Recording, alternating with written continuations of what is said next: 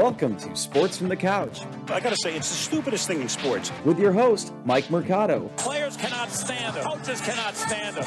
Most importantly, the fans can't stand him.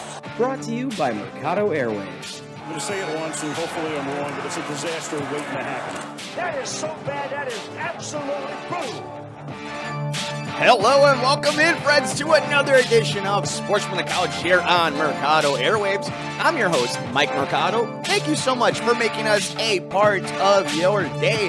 I hope each and every one of you had a wonderful 4th of July weekend. Hopefully you had a bunch of food, some cold brewskis, and some R&R. If not, if you worked, I hope you got that money. Otherwise, thank you so much for making us a part of your post-holiday day.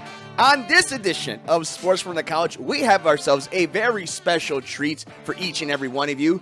It must be NFL season because the NBA Finals are upon us. We just lit up the sky with 4th of July fireworks, which means I need to talk to my brother, my radio brother, the one and only Christian Simpson from the Daily Blitz joins us today. I actually did this interview pre-recorded, so after we get done, we'll take care of some housekeeping notes. You guys will enjoy a very fun conversation with one of the best insiders in the business locally here in Chicago. We're going to talk about nationally and local stuff from the Bears and the rest of the NFL. Christian Simpson joins us in just a little bit to talk NFL. But before we get to all that, some housekeeping notes. Make sure you're following us all over the universe. I'm on Twitter at Mike M Media, Instagram, Mike Mercado Media. Be interactive with the show on Twitter at Couch Sports Talk. And of course, keep up to date with everything we're doing on the network on Twitter at Mercado Airwaves. If you have a question for mailbag episodes, you can email us over at sportsmercadoairwaves@gmail.com. That's sportsmercadoairwaves@gmail.com.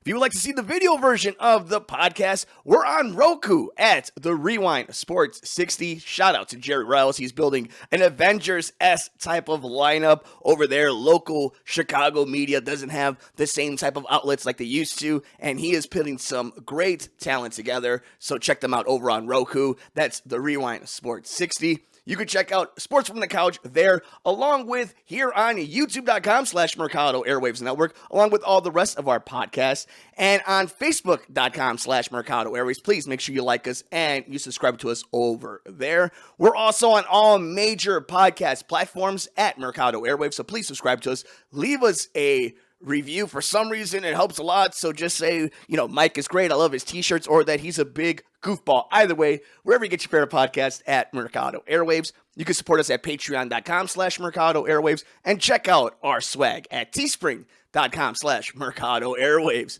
With all that out of the way, thank you guys so much for being a part of this episode of Sports from the Couch as NFL insider Christian Simpson from the Daily Blitz joins us here on Sports from the Couch on the Mercado Airwaves Network. I'm Mike Mercado. Thank you for keeping it with us here on Sports from the Couch on Mercado Airwaves. I'm your host, Mike Mercado, and joining us today is the man, the myth, the legend. He covers the NFL and NCAA college football like a blanket. He is the founder and head writer over at the Daily Blitz. You can check out all the work at thedailyblitz.blog. He's on Twitter at NYSFindus90, and you can check out the brand on Twitter at Daily Blitz _61, and of course on Instagram at the Daily Blitz _61. The one and only Christian Simpson. Christian, welcome back, my brother.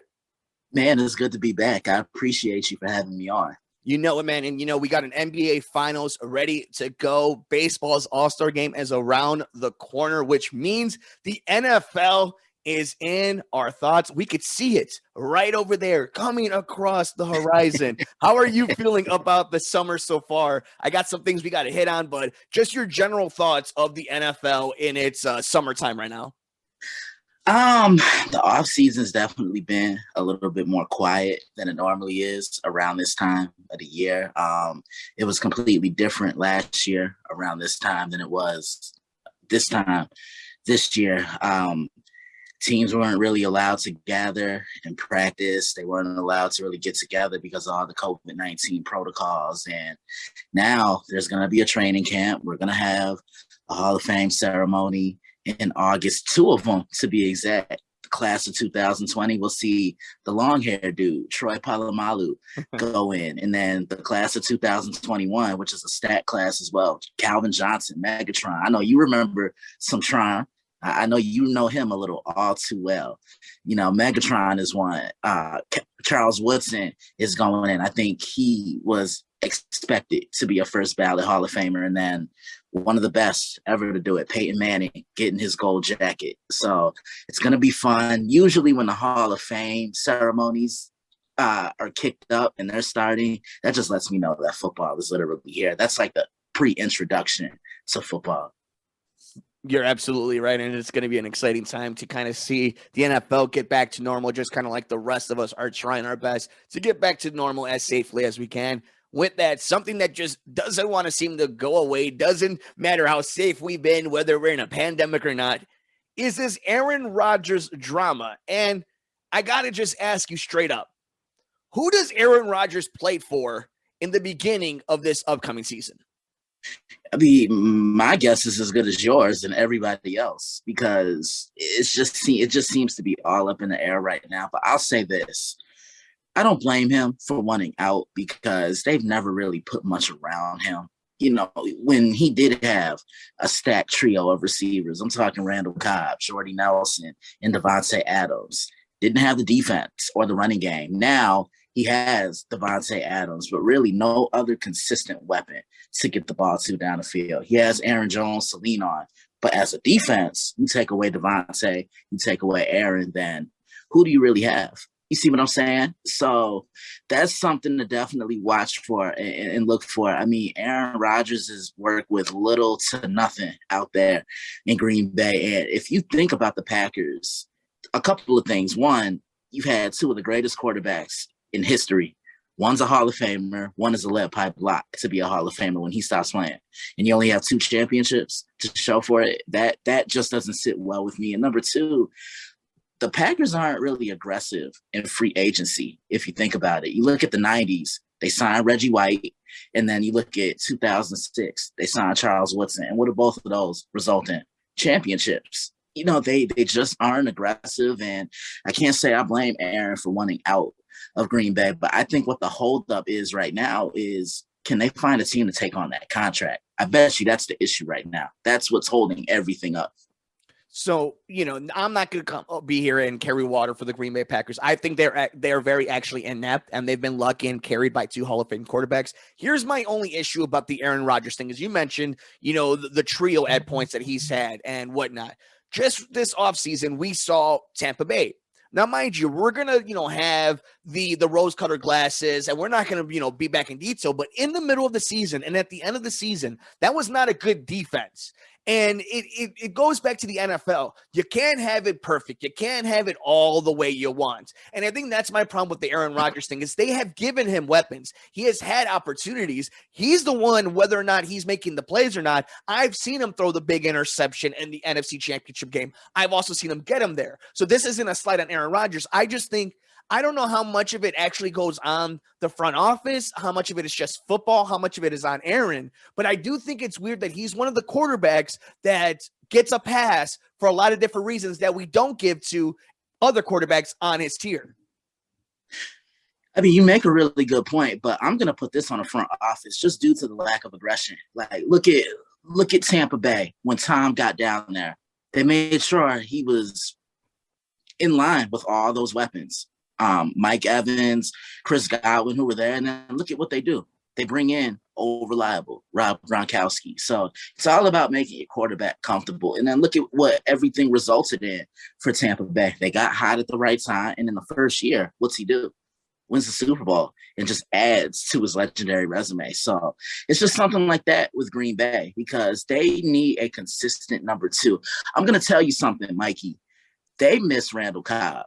Mm-hmm. And I can explain because he's that guy that you can get the ball to on third down. Every quarterback has a safety valve. Gronkowski is Brady's, and Jason Witten was Tony Romo's, and Travis Kelce is Patrick Mahomes' safety valve. Randall Cobb was Aaron Rodgers' safety valve. He was that guy that created mismatches.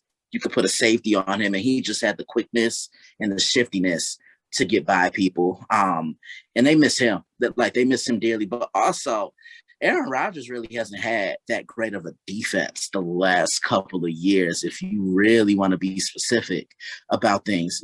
He's never really had an opportunistic defense to say, hey, we're going to go 3. We're going to get the ball back. They're not going to get a first down on us. We're going to go 3 and out, and we're going to get you the ball back. Or we're going to get that takeaway. We're going to put you in great position for you in the offense to set up and try and score 6 points. He's never really had that consistent consistent defense, if you think about it. It's going to be interesting to see how that plays out, and it's going to have a big impact in not only the NFC North, but the entire NFC and NFL. With that, I want to get into a little bit of this rookie QB class. And it's interesting, on the last episode of Sports from the Couch, we did a mailbag edition, and you can check that on the archives wherever you get your favorite podcast, at Mercado Airwaves, Roku, of course, at the Rewind Sports 60 channel, and the video version of the podcast on youtube.com/Mercado Airwaves Network. The one and only Christian Simpson from the Daily Blitz is joining us today, talking NFL and all things football. Check out his work, the dailyblitz.blog. They are killing it over there. They were mentioning it on ESPN on Greeny's show that he was just kind of talking about which quarterbacks, not necessarily when it comes to success in wins, but who has the best chance of having a long-term successful career based on the organization they're going to. And it got me thinking, because he mentioned that Zach Wilson and the Jets are in a better position than Justin Fields and the Bears, simply because of Matt Nagy and Ryan Pace. My thinking of it is, mind you, again, like I said in the last episode, I am not here to tell you that the Chicago Bears are a winning organization, because they're not. But I do know they're at least in people's perspective, or in the mindset, they're a better ran organization than the New York Jets. They're a better ran organization than the Jacksonville Jaguars. And that in itself got me thinking, which rookie has the best chance, in your opinion, keeping kind of Trey Lance out of it? Because I don't get all the love for San Francisco, but I think unanimously we all believe that's probably the best landing spot for a guy like him. But who do you think out of the rookie quarterbacks, is it Mac Jones? Is it Justin Fields? Is it Zach Wilson? Is it Trevor Lawrence, that has the best future, not by just wins or losses or by the team around them, but the organization that they were drafted by?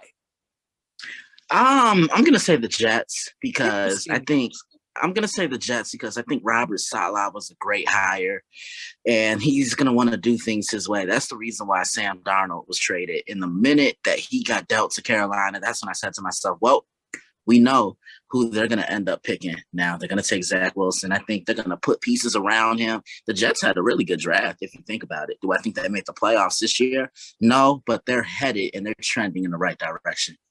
What do you think about Mac Jones? I think he's going to be good. I think that's an ideal spot for him, because he's your traditional Patriot quarterback, the guy who's pocket savvy, doesn't really move around, not a mobile guy. And, I think Josh McDaniels is going to work well with him. See, but this is where I disagree then on the Zach Wilson maybe having the best trajectory long-term wise on the career, because Mac Jones landing in the perfect position just so happens to be with the best coach of all time in the same division. And we know, unless the drop-off is real and the dynasty is done or whatnot, we know Bill Belichick, history has provided that he's going to get this team right. And if Mac Jones is real, to me, that completely, negates whatever the Jets are going to do. And that's why I believe it comes down to a guy like Trey Lance, Mac Jones, and Justin Fields. See, Trevor Lawrence, in my opinion, just being in Jacksonville, and obviously Urban Meyer for the first time being in the NFL, it's not an organization that is known for winning. So we don't have the history to go behind it. And he's got the pressure of being number one. So, I mean, this whole crop of rookie quarterbacks, has there been such an interesting crop in such a long time? Nah, I haven't seen one like this in a while. Maybe you could say 2012 with Luck and Russell, last name Wilson, and RG3, and for what it is now, because a lot of people weren't really sold on him then, Ryan Tannehill. Maybe that is something to look at a little bit, but Nah, I really haven't, and I can't wait to see what the draft is going to put out in the next couple of years as far as quarterbacks. Would you play Justin Fields week 1? No, I wouldn't. Let him learn. Let him get acclimated to reading defenses, because this is going to be a completely different thing for him now at this level than it was at Ohio State. The guys at this level are bigger, they're faster, they're stronger. They're going to be sending blitzes left and right that you probably never saw at the college level. I say he starts by at least week 4. Yeah, I'm right around there too. I actually don't think the Bears' schedule is as hard as people want to make. Again, a lot of it has to deal with what happens with Aaron Rodgers. But if you look at that schedule, after you play LA in LA, and somehow if you squeak a win out, or if it's an impressive game, whatever the case may be, you're looking at Cincinnati, you're looking at Oakland, you're looking at Green Bay. If Green Bay doesn't have Aaron Rodgers, all of a sudden that beginning of the schedule doesn't look as tough. And then as we know in the NFL, you look at first to worst, worst to first. So there's going to be teams on that schedule that are going to, regress, and some that are going to take that incline. I don't think the Bears actually are in a bad position. I think they're going to look at 500. It's going to be weird with the 17-week schedule, but I'm with you. I would be really fascinated to see Joe Burrow versus Justin Fields week 2 at Soldier Field. Yeah, that would definitely be really entertaining. 2 rookie quarterbacks. Not rookie, well, one's a rookie and one's in the so 2 young quarterbacks. That would definitely be a really entertaining storyline. Which veteran QB is most under pressure to win this year? And by veteran, I mean even guys like a Kyler Murray or Lamar Jackson or Ryan Tannehill. We've seen that guys are winning their championships. We've seen in the NBA, CP3 is finally going to the NBA finals. A lot of guys are solidifying themselves and trying to make sure that they got that mark, that they're champions. Who do you think right now in the NFL is the guy that needs to win a championship, needs to make that statement run? I'm going to say Carson Wentz, because he hasn't really been the same since 2017. I know injuries have really decimated him and kept him back. Now I think he goes into a great position in Indianapolis. He's playing with the coach that he had the best year of his career with, and I'm still going to continue to say it. If he doesn't tear his ACL, Carson's your 2017, 2018 NFL MVP. Not a question about it, but no, he's been in and out the lineup with injuries. He got killed in Philadelphia. Offensive line wasn't great. Now he comes into a position where he has a strong offensive line. He has a running game to lean on, and he has a defense that can get him the ball. So I'm going to say Carson for sure. I think anybody needed a change of scenery, it was him. That's one. And then if he starts, I'm going to say Jameis Winston, because look, those are big shoes for him to fill in New Orleans. You're replacing a legend and one of the greatest ever in Drew Brees, who just announced his retirement in March. Can Jameis cut back on the turnovers? Because I know that was a big thing for him in Tampa Bay. I think he threw 30 interceptions in 2019. Last time he was a starter. Now working with Sean Payton, a more offensive-minded guy, what can he do? It's going to be fascinating. There's a lot of interesting stories. I like Indianapolis. I do think that Lamar has a lot of pressure on him.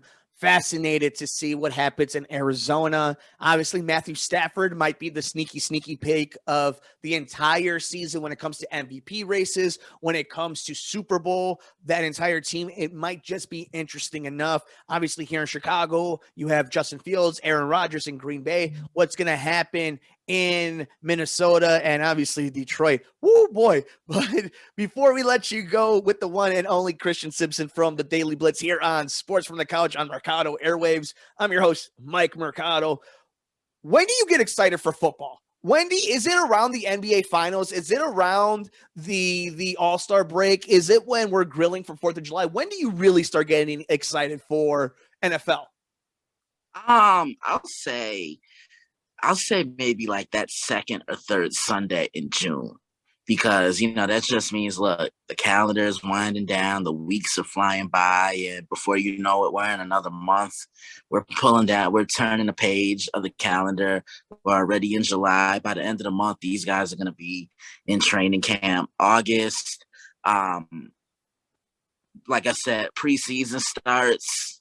And then you have the Hall of Fame ceremonies. You see those guys getting those gold jackets. And then usually it's really knocking at the door for me for both the NFL and college football when I start my annual Best in the Business project, where I count down my 10 best players go in the league right now, heading into the upcoming year. So that's probably when I'll say, right.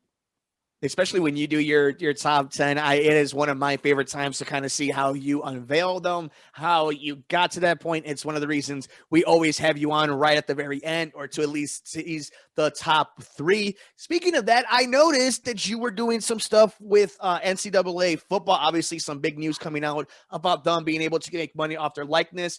But beyond that, I actually more on the field. I know you're doing some campus visits over at the website, thedailyblitz.blog, and I saw something pretty cool about the National Football League. What do you got going over at the website? Man, well, a couple weeks ago, I did something called my campus cruise. It's my college division previews. So, because there's so many of them and there's so many teams in every division. So I just decided to break it down and give my one winner. Started with the AAC, then went to Clemson, North Carolina, of course, Ohio State, who I think is the class of the Big Ten right now. Wisconsin, I think, bounces back. I think I had Oklahoma winning the Big 12. I believe I had Oregon and Arizona State, each claiming their divisions in the Pac-12, and then Georgia in the SEC West, and Alabama, of course, in the SEC East. In the SEC West, and Georgia winning the SEC East. I think this is going to be a really interesting year in college football. You look at Clemson, there's no Trevor Lawrence, there's no Travis Etienne, but I still think they're going to be successful because of 2 words: Dabo Swinney. He's one of the best coaches in the country. I think he's the best coach not named Nick Saban. Let's put it that way. We'll see if he doesn't want to quit his job because players are getting paid. Yeah, that's true. And, college sports are definitely going to be interesting. I'm all for these kids getting paid because you see these kids and you see commercials and you see, ESPN using their likeness. The network is seeing all the dimes of that money, but what are the kids seeing? And being a college student, Richard Sherman said it best. Sometimes you have to make decisions. Are you going to class or do you sacrifice having that hot meal? And I really feel that no college student should be put in that predicament. But also look at it like this. What does college prepare you for? The real world. How to make money, right? So, yeah, I think this is really going to change the dynamic of college sports. I'm so happy that it finally happened. I felt so bad for a lot of these kids. I know you remember the Chase Young story, just trying to get home, and the NCAA found out and they suspended him for 2 games. I'm like, oh, so the kid can't go home for Thanksgiving, to spend time with his family. Like to me, that just kind of ignited that fire under me. And yeah. Well, it's funny because, for me, I always just see it this way, that it's a free education is very important, but also if you want to talk about capitalism, you want to talk about a free nation to make money. And if you're good at something, get paid for it. And let's make it up and up. That's what these players in all sports should be able to do. And I think they kind of deserve it all because they're generating so much revenue for these institutes. But with that, I'm so excited to see how you break down this entire NCAA football season and the craziness that it will be. And of course, coming up, your top 10 players currently in the NFL and your previews of each NFL division. But with that, Christian, we have come up to the time. Thank you so much. You guys can follow the man, the myth, the legend himself all over the universe. Check out the work on the website at thedailyblitz.blog. He's on Twitter at NYS Finest 90. That's NYS Finest 90. Of course, the brand is on Twitter at Daily Blitz _61 and on Instagram at the Daily Blitz _61. Christian, please take care of yourself. Thank you so much for your time. Any final words for the peoples? Monday, September 13th, 2021, my new podcast, Monday Evening Quarterback. I cannot wait to get started on this. Kind of inspired by your show. I'm going to film it, have the video recorded, and this is how it's going to be composed. It'll be me talking about my thoughts on what caught my eye during that week of college football, what caught my eye during that week of the NFL. I'm going to have a question bag just like you. I'm going to have people email me questions. I'm going to give game balls. And yeah, this is going to be really fun. I can't wait. Just to let everybody know, I've been dogging this kid forever, 4 years to do this damn podcast, and he is finally doing that. So all the people here on Mercado Airwaves, on YouTube, on all major podcast platforms, and of course on the Rewind Sports 60 Roku channel, you heard it here. The breaking news coming this September. The NFL season is not your only treat. Christian Simpson is bringing you a football podcast. It is about dang time. Christian, my man, I appreciate you. You're the best. Thank you for everything. Can't wait to have you on next time. Absolutely, man. And remember, I'll still be contributing for you. Like, Always. man, I'll still be all over the place. So thank you for having me on, and I'll speak with you soon. And we got more coming up next as we wrap up shop here on Sports from the Couch on the Mercado Airwaves Network. I'm Mike Mercado.